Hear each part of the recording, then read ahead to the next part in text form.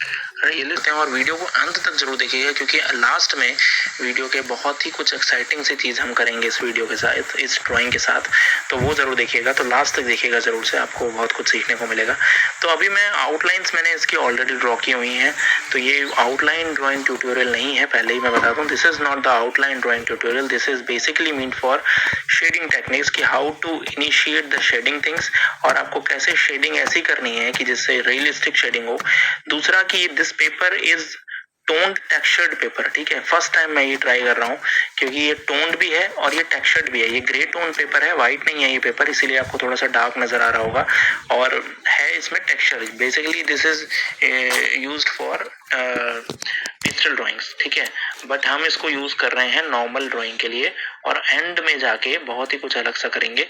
तो देखते हैं कैसे इफेक्ट कैसे दिया जाता है, लाइट एंड शेड्स के साथ कैसे प्ले किया जाता है, वो देखेंगे इस वीडियो में बेसिकली। और दूसरी रिक्वायरमेंट ये है इस वीडियो को समझने की, कि आपको बेसिकली शेड्स कैसे करना है। जैसे मैंने अभी वन आई किया, तो अभी तो हम बेसिकली चल रहे हैं, जैसे नॉर्मल तरीके से चलते हैं वैसे ही चल रहे हैं। जनरली जैसे हम क्या कर रहे हैं, आउटलाइन हमने ड्रॉ की हुई है ऑलरेडी, उसमें हम वैल्यूज को ऐड कर रहे हैं और वैल्यूज को बढ़ा रहे हैं। 4B पेंसिल यूज कर रहे हैं, 2B पेंसिल यूज कर रहे हैं, ठीक है। It's a very simple thing जो हम सभी करते हैं, और इसमें ऐसे ही चलना है। साइड में जो फोटो आप देख रहे हैं वो बिल्कुल मोनोटोनिक फोटो है, बहुत सारी टोन्स नहीं है उसमें, या बहुत सारी लाइट एंड शेड्स नहीं है, तो उसके अकॉर्डिंगली ही चलना पड़ेगा। अगर इसमें बहुत सारी शेड्स पड़ रही होती है, बहुत सारी लाइट्स होती, अलग अलग चेंज हो रहा होता पैटर्न, तो हम दूसरे तरीके से चलते। लेकिन यहाँ पे it's a very different approach इसमें जो हम यूज करने वाले हैं। अच्छा, बेसिकली काफी बार लोग पूछते भी हैं कि पोर्ट्रेट कैसे शुरू करना चाहिए। तो इस टाइप के पोर्ट्रेट जो होते हैं ना, रियलिस्टिक वाले, इसमें आप आई से ही शुरुआत करें तो ज्यादा अच्छा रहता है। एक बार आई आपने अच्छे से कैप्चर कर लिया, तो फिर बाकी वैल्यूज भले थोड़ा 19-20 हो तो चल जाता है मामला, लेकिन यही वैल्यूज अगर ठीक से नहीं आप कैप्चर कर पाए, तो फिर बाकी वैल्यूज में आप कितना भी मेहनत कर लो, नोज अच्छे से बना लो, लिप्स अच्छे से बना लो, लेकिन फिर फीचर का कुछ मजा नहीं है। तो आईज आर द मोस्ट, मतलब 60-70% रिसेम्बलेंस जो है वो आईज से ही होता है। तो वहाँ शेडिंग सही से होना, प्रॉपर होना बहुत जरूरी है, ठीक है। और आई के नीचे जो लिड होता है, लोअर लिड, उसके नीचे भी एक वो होता है, पैटर्न होता है, उसको भी जरूर बनाना चाहिए।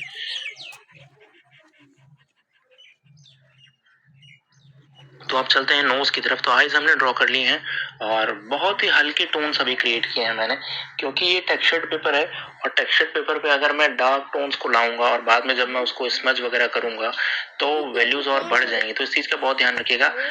2B पेंसिल है और 4B पेंसिल है आपके पास, तो आपको बहुत हल्के टोन्स देने हैं। और अगर बी है, HB है, तो थोड़े डार्क टोन्स भी दे सकते हैं, क्योंकि वो उतनी जल्दी फैलते नहीं है।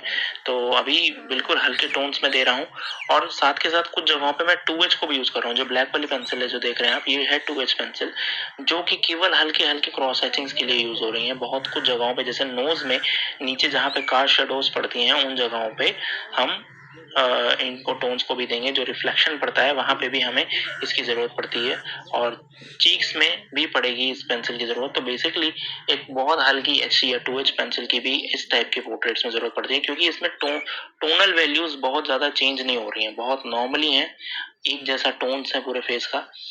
बट लिया हमने इसको क्यों है इस ड्राइंग को, वो भी अभी हम बताएंगे जब आगे चलेंगे। तो एंड में जरूर देखिएगा, बहुत मजा आएगा इसको देखने में। तो आप चलते हैं लिप्स की तरफ, और लिप्स में भी वही प्रोसीजर कि आउटलाइंस ऑलरेडी डॉन है, वैल्यू को केवल उसमें ऐड किया जा रहा है, और वैल्यूज को जिस तरह से ऐड कर रहे हैं, धीरे धीरे टोन्स को क्रिएट कर रहे हैं, और एक हल्की टोन्स दे रहे हैं पूरे के पूरे पोर्ट्रेट के ऊपर। वैल्यू को बहुत ज्यादा नहीं बढ़ा रहे हैं।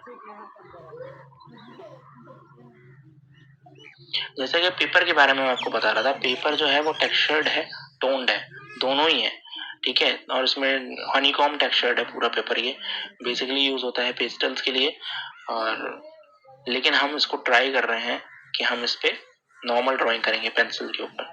तो क्यों है वो भी देखेंगे आगे चल के। अभी तो बस हम जैसे नॉर्मल पेपर में चलते हैं सब में, वैसे ही चल रहे हैं, कोई डिफरेंस नहीं है उसमें। बट लास्ट में कुछ चेंजेस करने की कोशिश करेंगे, और बताएंगे कि ऐसा आखिर किया क्यों है, कि एक टोन्ड पेपर क्यों लिया है इस ड्राइंग में। स्माइलिंग फेस बनाना हमेशा ही डिफिकल्ट होता है फ्रेंड्स। अक्सर अगर आप किसी भी आर्टिस्ट को पूछेंगे कि आप स्माइलिंग फेस बनाना चाहेंगे या फिर जिसमें म्यूटेड फेस हो वैसा बनाना चाहें, तो अक्सर आर्टिस्ट प्रेफर करेगा कि जिसमें दूसरा हंस ना रहा हो वो वाला ड्रॉ करना, क्योंकि हमेशा एक स्माइलिंग फेस देना, क्योंकि उसमें टीथ भी आ जाता है, और टीथ के साथ अगर आपने अच्छे से वो अपने पैटर्न को नहीं पकड़ा तो बहुत डिफिकल्टी हो जाती है, आपका बिल्कुल आउट ऑफ द कंटेक्स्ट चला जाएगा पोर्ट्रेट, प्रपोर्शन इधर से उधर हो जाएंगे। तो बहुत ही ज्यादा सादगी रखनी रहती है, और बहुत ही हल्के हल्के से टीथ के जो बीच के स्पेसेस हैं उनको हमें बहुत हल्के से सिग्निफाई करना होता है। बहुत ज्यादा डार्क लाइंस तो वहां पे मतलब कि आपने पोर्ट्रेट पूरा खराब कर दिया, तो इसलिए बहुत ध्यान रखिएगा उस चीज का। अब आ गए हम जॉ लाइन पे और चीक्स पे। यहाँ पे क्या करना है, जब भी जो लेफ्ट मोस्ट जहाँ पे सबसे डार्केस्ट पोर्शन है वहां से वैल्यूज को उठाइए और फिर आगे की ओर नोज की तरफ लेके आइए और वैल्यूज को कम करते चलिए। बहुत इंपॉर्टेंट है ये, और अक्सर लोग पूछते हैं जॉ लाइन को कैसे प्रिपेयर करें, तो ऐसे ही करना है। दूसरा कि जॉ लाइन के नीचे डार्क वैल्यूज होती हैं, जॉ लाइन के ऊपर डार्क वैल्यूज नहीं होती, ये भी एक बहुत इंपॉर्टेंट बात है। दूसरा वहां पे एक रिफ्लेक्शन टोन भी पड़ रहा होता है जिसको हम अभी यहाँ अचीव करेंगे। अब यहाँ पे मैं यूज कर रहा हूँ एक makeup brush, water colour brush भी आप यूज कर सकते हैं स्मजिंग के लिए। और मैंने वैल्यूज को लाइट इतना क्यों ड्रॉ किया था वो भी अब आपको समझ में आएगा कि जब मैं इसको यूज करके वैल्यूज, क्योंकि जब भी आप नॉर्मल पेंसिल से जब आप स्केच करते हैं या 2B या 4B पेंसिल यूज करते हैं तो एक सर्टेन लेवल तक तो आपको वैल्यूज कम नजर आती हैं, बट अचानक से वैल्यूज बढ़ती हैं। तो इसीलिए जब भी आपको ये पता है, जब आपके आप एंड में जाके स्मजिंग करेंगे उसकी, तो हमेशा टोन्स को कम रखिए, हल्का रखिए। और बाद में जब आप मेकअप ब्रश के साथ या किसी नॉर्मल ब्रश को यूज करेंगे, वाटर कलर ब्रश को, ब्लेंडिंग ब्रश को, तो वहां देखेंगे आपकी वैल्यूज अचानक से बढ़ने लग रही हैं। इसीलिए टोनल वैल्यूज को शुरुआत में कम रखा जाता है, और अब यहाँ पे वही हो रहा है, वैल्यूज धीरे धीरे अपने आप निकल के बढ़ के आ रही हैं।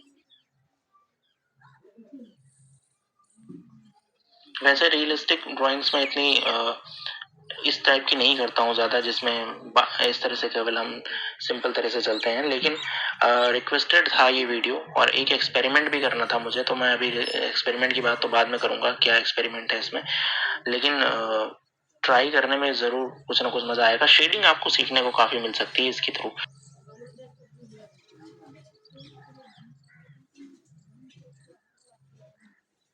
Now let's talk about hair. तो हेयर का फंडा सिंपल है, यहाँ पे आपको टेक्सचर साफ साफ नजर आएंगे। मैं 6B पेंसिल यूज कर रहा हूँ और केवल फ्लो को फॉलो कर रहा हूँ, ठीक है।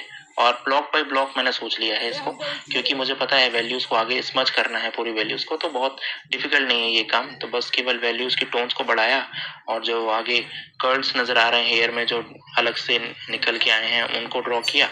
एंड देन उसके बाद मुझे इसको बस स्मज करना है, तो मुझे पता है, तो मैं बेसिकली बस फ्लो को फॉलो कर रहा हूँ और कुछ नहीं कर रहा हूँ। और उसके बाद फिर उसको मैं प्रॉपरली स्मज कर दूंगा, देखिए इस तरह से ब्रश को यूज करके, और वैल्यूज को इनहेंस कर दूंगा।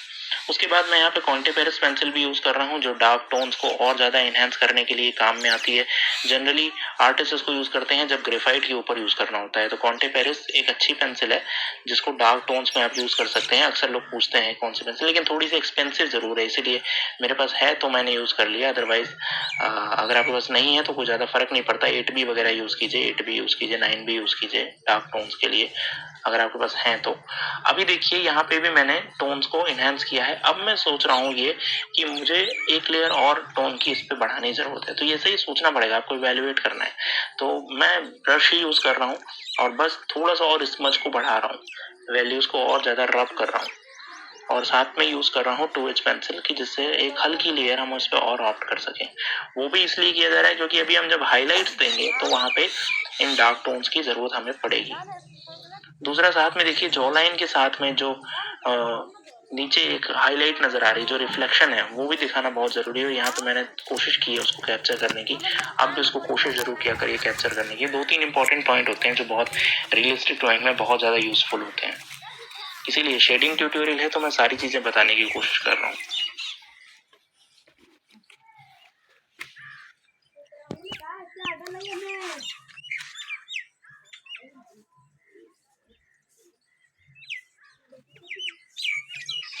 तो डार्क टोन्स की तरफ जब भी आप जाते हैं तो एक चीज का ध्यान रखिएगा, आप 6B यूज कीजिए, 8B यूज कीजिए, 4B से ऊपर के जो टोन्स हैं वो यूज़ कीजिए। जैसे हेयर वगैरह में अक्सर 6B यूज़ करना चाहिए, 6B 8B। और अगर इससे ज़्यादा हायर ग्रेड है आपके पास 10B वगैरह तो वो भी यूज़ कर सकते हैं, बट डायरेक्टली यूज़ मत कीजिएगा इतना हायर ग्रेड, क्योंकि अगर कुछ एरर हुआ तो फिर उसको आप इरेज नहीं कर पाएंगे। तो इस चीज़ का हमेशा ध्यान रखिएगा। 6B से यूज़ की शुरू कीजिए और कम प्रेशर दीजिए शुरू में। बिल्कुल ही अचानक से प्रेशर डार्क मत मारना शुरू कीजिए, पहले कम दीजिए फिर धीरे धीरे बढ़ाइए। तो अब ऑलमोस्ट शेडिंग इसकी कंप्लीट है। अब वो इम्पोर्टेंट बात करते हैं कि क्या इसमें हम और इन्हेंस करने वाले हैं ताकि वैल्यूज और ज़्यादा सिग्निफिकेंटली निकल के आए। तो ये है वाइट चारकोल पेंसिल जनरल्स की, ठीक है। और बस इसमें क्या करना है, कुछ स्पॉट्स को आइडेंटिफाई किया गया है जो बिल्कुल वाइट पोर्शन के तौर पर काम आएंगे। कई लोग वाइट जेल पेन को भी यूज़ करते हैं, बट वो उतना अच्छे से यूज़ नहीं होती, क्योंकि वो जेल पेन है तो साफ साफ एक तो स्मज नहीं होती पेंसिल के साथ, मतलब मिक्स नहीं होती, और एक दो फ्लॉ उसके और भी हैं जिसके बारे में किसी और दिन बात करेंगे। लेकिन अभी फिलहाल देखिए, टोन पेपर लेने का यही फायदा है कि जब व्हाइट के हाईलाइट्स को लेके आ रहे हैं आप, तो वो जो ग्रे टोन पेपर है उसके ऊपर व्हाइट अलग से नजर आ रहा है, प्रिवेल हो रहा है। जो आप देख रहे होंगे नाक के ऊपर जैसे मैंने हल्का सा टोन रखा, या फिर जहाँ पे चीक्स आ रहे हैं नीचे बिल्कुल वहां पे भी देखिए एक छोटा सा जॉ लाइन के पास एक मैंने लाइन मारी व्हाइट, तो वो कितनी ज्यादा रिवील हो रहा है। लेकिन अभी इसको थोड़ा सा हमें डल करने की भी जरूरत है, नहीं तो ये बहुत ज्यादा शो होगा। इसी तरह से चीक्स पे भी मैंने हल्का सा व्हाइट लाइन को लेके आया, व्हाइट टेक्सचर देने की कोशिश की।